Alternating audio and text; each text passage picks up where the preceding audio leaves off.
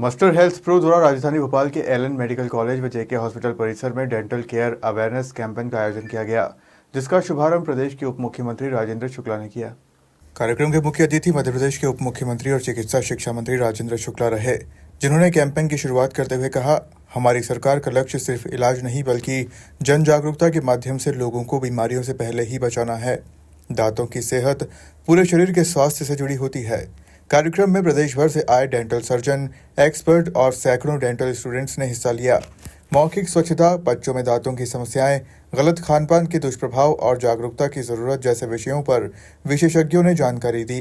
इस अवसर पर विशिष्ट अतिथि के रूप में doctor Girish Chandra Verma, chairman Maharshi group of institutions, अनुपम चौकसे, सचिव LNCT group, Dharmendra Gupta, director LNCT group, doctor Chandresh Shukla, अध्यक्ष मध्य प्रदेश राज्य डेंटल काउंसिल एवं सदस्य मौजूद रहे। अतिथियों ने अपने उद्बोधन में मौखिक स्वास्थ्य शिक्षा को स्कूली पाठ्यक्रम में शामिल करने की जरूरत पर बल दिया और कहा कि भारत को दंत स्वास्थ्य के क्षेत्र में भी वैश्विक नेतृत्व करना चाहिए। He played a vital role in establishment of Sanskrit University in Rewa, established 40 residential campuses of Maharshi Ved Vigyan Vishwavidyapita. I request Dr. Hema B.S., Dr. Ambika, Professor of Department of In 2008, he was elected to the 13th Assembly and became Minister of State for Forest, Biodiversity and Practice of Complete Ved and Vedic Literature. Under the guidance of His Holiness Maharshi Ji, who had upon taking charge of the Energy and Renewable Energy Department, Shri Shukla launched the Atal Jyoti Yojana in Madhya Pradesh, inspired by the Chancellor of JNCT Professional University. We are honored to have you with us in our program. You are the dynamic secretary of the LNC Maharshi Ji. He has gained Vedic knowledge, his traditional system of transfer of eternal knowledge in Guru Shishya Param. देखिए, tribal area इसमें हमारे कई block चिन्हित हुए हैं। प्रधानमंत्री जनमन योजना के अंतर्गत मेडिकल मोबाइल यूनिटें चल रही हैं, जो हमारे हेल्थ सेंटर है उसके अलावा, जिससे कि सुदूर इलाके में जहां हमारे ट्राइबल्स रहते हैं वहां पर हमारे मेडिकल की टीम रेगुलर बेसिस पे पहुंचे, उनकी जो ज़रूरी जांचें हैं वो करें और बीमार पड़ने के पहले ही उनको हम समुचित गाइडेंस और दवाई दे सकें, उनकी जांचें कर सकें। इसके लिए हेल्थ सेक्टर में ट्राइबल्स के लिए विशेष अभियान चलाए जा रहे हैं।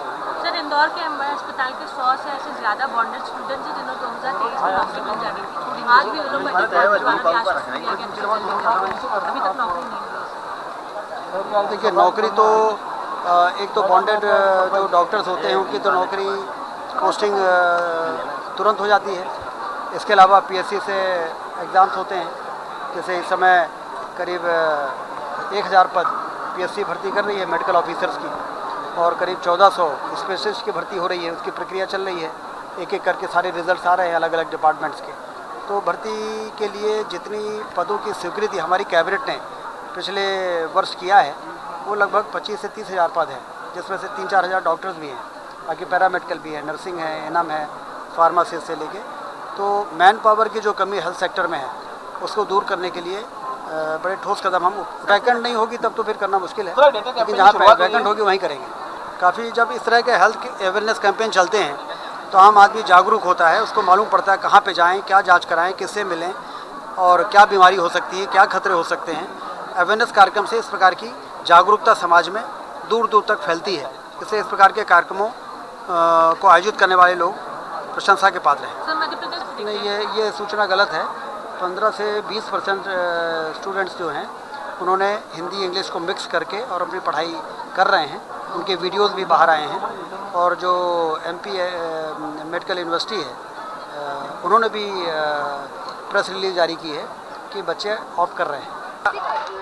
डेंटल का स्टूडेंट्स के लिए एक प्रोग्राम लॉन्च किया गया है, जिसमें कई सारे जो लेक्चर्स हैं, ऑनलाइन लेक्चर्स एआई के यूज़ करते हुए, और इसका जो शुभारंभ है वो माननीय राजेंद्र शुक्ला जी उप मुख्यमंत्री मध्य प्रदेश शासन ने किया है, और एलएनसीटी ग्रुप उसका पार्ट रहेगा। ये एक्चुअली डेंटल के लिए अभी तक कोई सॉफ्टवेयर ऐसा अवेलेबल नहीं है, तो क्या होता है कि मेडिकल के लिए तो बहुत सारी चीज़ें अवेलेबल हैं, इंजीनियरिंग के लिए बहुत सारे टैग अवेलेबल हैं, पर डेंटल में पहली बार ये प्रयास किया। एक तो डेंटल हेल्थ की अवेयरनेस फैलाई जा रही है और साथ में बच्चों को भी एक अलग से ऐप दिया जा रहा है जिसमें ट्यूटरिंग होगी। आम पब्लिक को इससे फ़ायदा मिलेगा? ये पब्लिक पोर्टल पर रहेगा। भोपाल से उमेश यादव की रिपोर्ट।